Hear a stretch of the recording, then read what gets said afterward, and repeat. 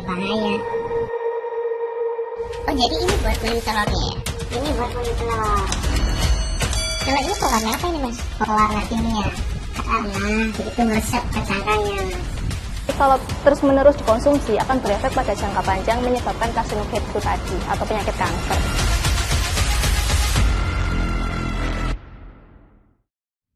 Kalau kamu doyan yang asin-asin, makanan kayak telur asin pasti nggak asing lagi dong ya. Ada yang doyan dimakan begitu aja, or dicampur sama makanan lain kayak nasi rawon. Pasti enaknya nggak ketolongan. Tapi woro-woro aja nih, tetap kudu hati-hati ya guys. Karena beredar telur asin palsu yang ciri fisiknya nyaris mirip sama telur asin asli. Kalau ngerugiin konsumen, itu pasti. Tapi yang mesti kejawab seberapa beresiko ya kalau ini terkonsumsi. Oke, langsung aja kita tonton Buser investigasi. Hati-hati guys, telur asin akal-akalan beredar.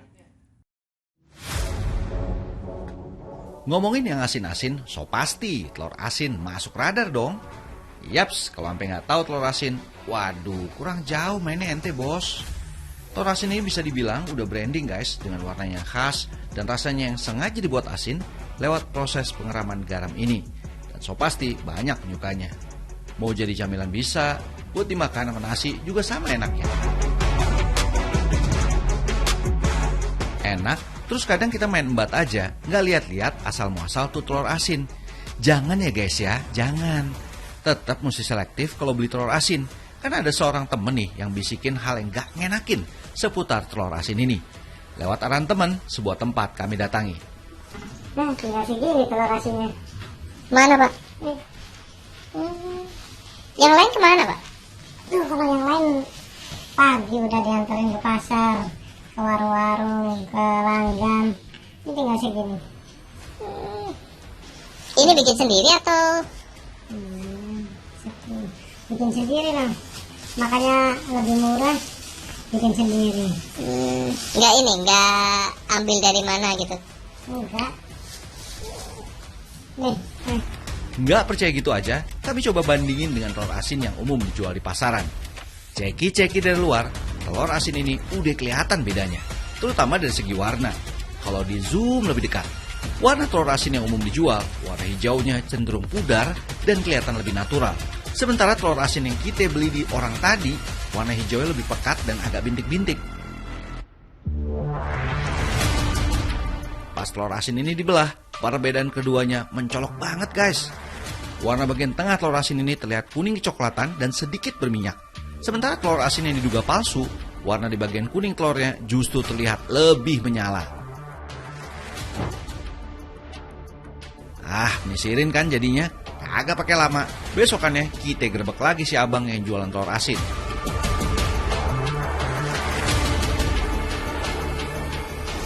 Telur asin yang kemarin itu betul nggak sih telur asin beneran?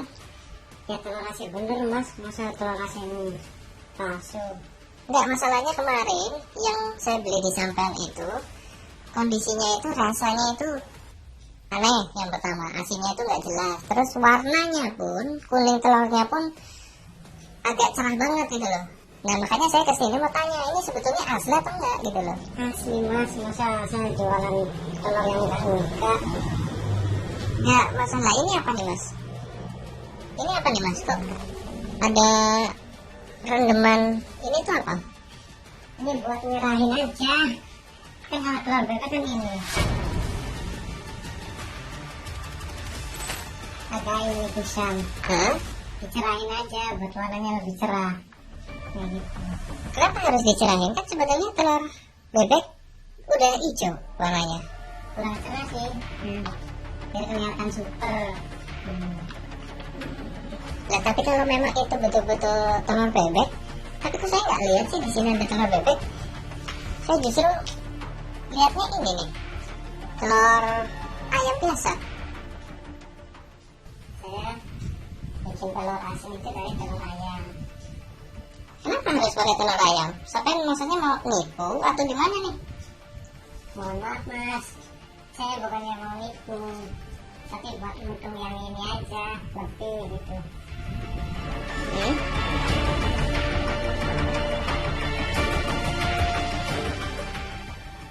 Nggak bisa ngelak lagi. Si abang akhirnya ngaku kalau ada yang agak lain dari proses pembuatan telur asinnya. Doi akhirnya mau buka-bukaan soal cara buat telur asin yang dikerjakannya selama ini. Ini apa nih mas? Ini saya mau bikin larutan buat ngebersihin sarang telurnya.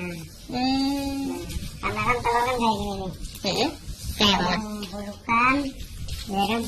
Nah, kalau yang kayak gini kan dia bersih semua nih. Oh berarti ini larutan ini buat ngebersihin telur ya? Buat ngebersihin telur. Saya aduk dulu ya.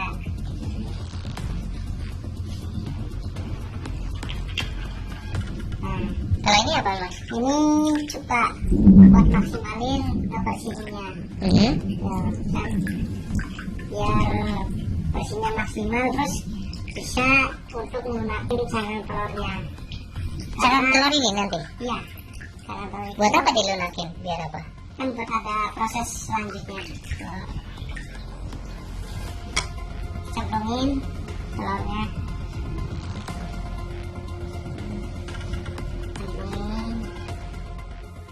Larutan sitrun atau asam sitrat ini digunakan untuk membersihkan cangkang telur ayam negeri. Baru berendam bentaran, langsung muncul reaksi gelembung udara. Nah ini nih, lihatin ya mas. Udah mulai bereaksi kan. Gelembung-gelembungnya banyak kan. Nah, ada gelembung-gelembungnya. Biasanya udah mau ini. Ada ngupas itu. Apanya? Bentar lagi kita gosok, bersihin. Berapa lama biasanya kayak gini mas direndam?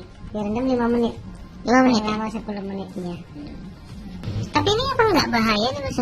Sampai keluar gelembung-gelembung kayak gini mas? Ya kalau bahaya nggak bahaya ya nggak tahu ya. Kalau saya mah nyari untung, bukan nyari bahaya. Ini kan lupas ya mas ya? Iya tuh kan lupas. Kan jadi bersih.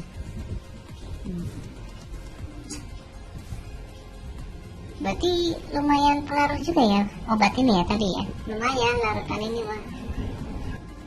Berarti kayak gini mesti sampai bersih berarti mas ya? Sampai bersih. Biar ke proses selanjutnya lebih gampang.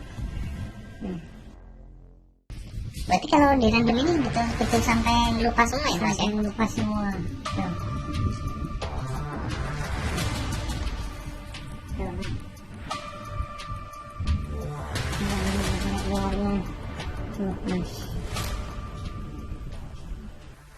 Widih, ampuh bener larutannya. Sampai bisa ngerontokin kulit ari cangkang telur ayam ini. Ini diapain lagi nih mas? Kenapa digosok-gosok lagi? Dibersihin.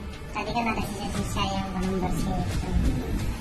Bersihin lah, biar bersih. Tuh kan. Nah, jadi lebih putih ya mas ya? Lihatin. Perbedaannya. Nah, sama yang tadi yang sebelum dibersihin sama yang udah. Jadi lebih putih ya? Ini lebih putih, lebih tipis. Karena kulit luarnya udah ini hilang. Kulit arinya ya itu ya? Kulit arinya udah hilang tuh.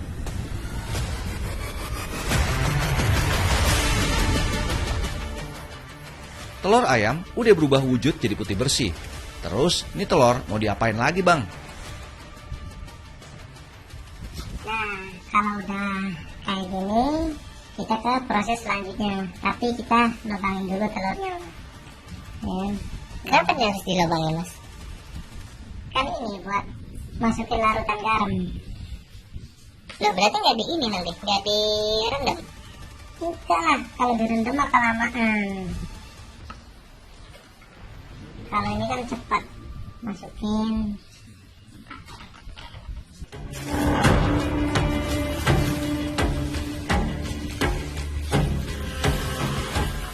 Ini garam apa nih mas? Garam krosok. Kenapa nggak pakai garam yang itu? Kalau yang lembut,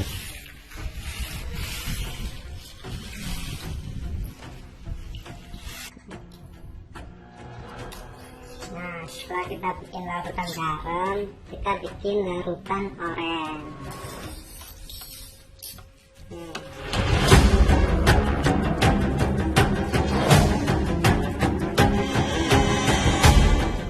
Tuh, buat apa pakai larutan ini di oren ini mas? Karena kan kalau telur ayam kan cenderung kuning, ininya apa sih namanya yang kuning-kuningnya itu. Nah, kalau telur bebek itu cenderung oranye dan berminyak, karena yang telur ayam itu nggak ada minyaknya. Jadi kita bikin larutan ini, kita kasih di dalam telur ayam itu. Berarti nanti Ini trik-trik mulai dimainin sama si abang. Ada larutan garam and pewarna yang dilibatin untuk nyulap si telur. proses pengisian larutan garam. Ambil dulu. Oh, berarti memang masih pakai suntikan ya mas ya? Iya. Karena kan nggak direndam, jadi kita pakai suntikan. Kita suntikin, jangan terlalu dalam kan. Terus kita suntik, karena kalau terlalu dalam kita nggak kena ke putih telurnya. Berapa banyak biasanya suntiknya mas? Setengah mili. Kita lanjut ke ini, pewarnaan kuning telurnya. Oh, jadi ini buat kuning telurnya ya? Ini buat kuning telur. Karena telur ayam kan ini kuning warnanya. Kalau yang bebek itu warnanya oranye. Makanya kita kasih larutan yang oranye. Kalau yang ini kita habisin semua biar kena area kuning telurnya. Apanya yang dihabisin maksudnya? Carumnya. Berapa banyak nih mas? Setengah mili aja. Cukup.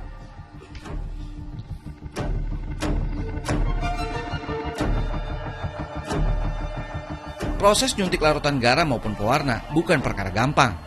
Salah nginjeksi pewarna ke bagian kuning telurnya, malah nanti bisa nyebar ke putih telurnya.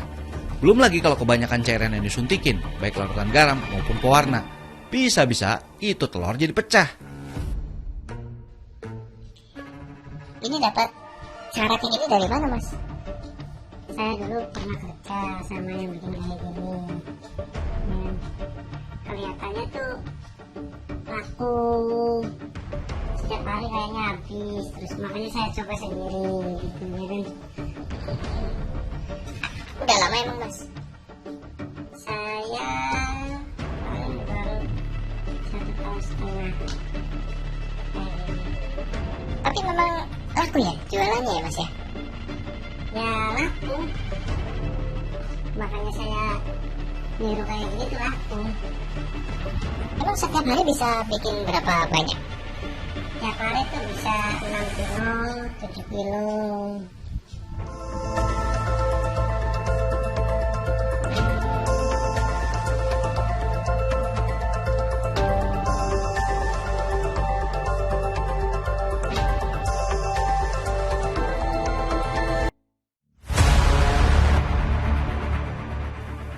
Proses suntik penyuntik kelar, ada lagi kelakuan si abang yang bikin kita bengong cuy. Nah setelah disuntik kita masukin ke pewarna mas. Kalau ini pewarna apa ini mas? Pewarna makanan? Bukan sih, pewarna kimia. Kenapa harus pakai pewarna kimia? Nggak makanan aja yang lebih bagus, lebih sehat? Karena kalau pewarna makanan itu nggak meresep di cangkang. Kalau pewarna kimia itu meresep ke cangkangnya mas. Dulu pernah ya kan saya pakai pewarna makanan, setelah direbus malah pudar, jadinya kayak ini telur ayam lagi. Udah mulai kelihatan ya mas ya warnanya ya? Iya udah mulai kelihatan kan, belum ini 1 jam, baru berapa menit sudah kelihatan. Sebuah proses pembuatan telur asin yang anomali abis, jauh banget dari kewajaran. Terus tuh pewarna kimia yang dipakai keras kayaknya, jejak pewarna kimianya nempel kayak perangko di tangan si abang. Ngapa mesti pakai pewarna kimia ginian sih bang? Apakah mas nggak nyadar bahwa ini lagi meracunin konsumen mas? Nah kalau kayak gini kan saya pengen cuma pangkas waktu aja. Kalau proses aslinya bisa dari 5 hari sampai 7 hari ya kan? Kalau yang kayak gini kita produksi bisa cepat, sehari bikin, besok bisa langsung dijual. Namanya juga usaha mas, Ya, kita pengen untung yang banyak, terus produksinya banyak dan cukup buat tiap harinya. Butuh 1 jam lebih biar telur ayam ini bisa berganti wujud menyerupai telur asin pada umumnya. Dan hasilnya, secara fisik orang bakal ketipu dan pasti nggak ngebayang kalau ini adalah telur asin jadi-jadian. Supaya matang sempurna, telur asin abal-abal ini bakal direbus paling nggak butuh waktu 2 jam lamanya. Kalau diinget-inget proses sejak awal, ini telur asin aspal bener-bener diakalin semua cara bikinnya. Waktu produksi bener-bener dipangkas, sampai nggak lebih dari setengah hari. Padahal kalau normalnya, bikin telur asin bisa semingguan lebih dari awal sampai akhir produksi. Praktik yang jelas-jelas menggadaikan kesehatan konsumennya. Untuk urusan jual, doi pinter nih, kagak jual sendirian. Biasanya modelnya nitip ke lapak yang ada di pasar tradisional. Terus, bahaya nggak sih telur yang udah diakalin dengan segala jenis kengacoannya itu? Dalam kandungan rodamin B itu sendiri mengandung klorin. Klorin itu apabila tertelan oleh kita, maka akan menyebabkan infeksi atau iritasi pada kulit. Terus iritasi pada saluran pernafasan, gangguan pencernaan. Jadi itu seperti yang saya bilang, tidak akan berefek pada saat ini. Tapi kalau terus-menerus dikonsumsi akan berefek pada jangka panjang menyebabkan karsinogen itu tadi atau penyakit kanker. Hal tersebut tidak bisa diekspresi atau dikeluarkan dari tubuh kita. Artinya dia akan tertimbun dalam tubuh kita yang menyebabkan akhirnya ada masalah pada kesehatan kita. Nah, kalau mau nyari telur asin yang super enak, datang aja langsung ke kios telur asin milik Mbak Yani yang berlokasi di Limbangan Wetan, Brebes. Telur asin Mbak Yani ada 2 macam, telur asin panggang dan telur asin bakar. Kalau ditanya mana yang enak, cobain dua-duanya, asli kagak bakal nyesel. Lah wong usahanya udah dirintis sejak 24 tahun lalu, jadi soal kualitas nggak usah ditanya lagi. Udah gitu, telur asinnya sering banget juara lomba event UMKM gitu. Keren kan? Kesuksesan Mbak Yani bukan tanpa alasan. Dalam proses produksinya, Mbak Yani selalu pilih telur bebek super yang diambil langsung dari kandang. Proses pengasinannya pun, telur bebek ini cukup dibalut dengan bubur batu bata yang sudah diberi garam krosok dan didiamkan paling nggak 1 mingguan. Penggunaan bahan-bahan alami ini memang sengaja dilakukan buat ngejaga kualitas telur asin. Ini khasnya itu telur asinnya bahan bakunya dari lokal. Khusus dari Brebes, peternak Brebes langsung, jadi bukan ambil dari luar Brebes. Tetap selektif, sebab telur dari kandang itu nggak langsung diasin semuanya. Jadi kita sortir dulu dari kandang. Produksinya kalau untuk rata-rata, untuk harian itu antara berkisar 1.200 butir satu hari. Kalau lagi rame kita bisa sampai 2 kali lipat ataupun 3 kali lipat. Untuk proses jualnya, selain di toko saya sendiri, saya juga mensuplai di rest area, di outlet-outlet supermarket, ataupun di Brexit. Semuanya itu ada beberapa titik yang saya kirim. Untuk proses perebusannya sampai 5 jam, Mas. Jadi 5 jam itu biar telurnya lebih tanak, kualitasnya juga lebih bagus, proses matangnya lebih sempurna. Selain itu, jadi untuk menahan daya simpannya juga lebih tahan lama. Kalau perebusannya kurang dari 5 jam itu biasanya cepat basi. Nah, biar makin was catet ya ciri-ciri umum telur asin yang asli. Sebagai konsumen, kita harus lebih detail dalam memilih makanan yang sehat untuk dikonsumsi ya guys. Karena dengan kita hati-hati, minimal resiko buruk bisa kita antisipasi sejak dini. Oke deh, booster investigasi kami sudahi dulu. Thanks for watching. Saya Joy Astro. I'll see you around.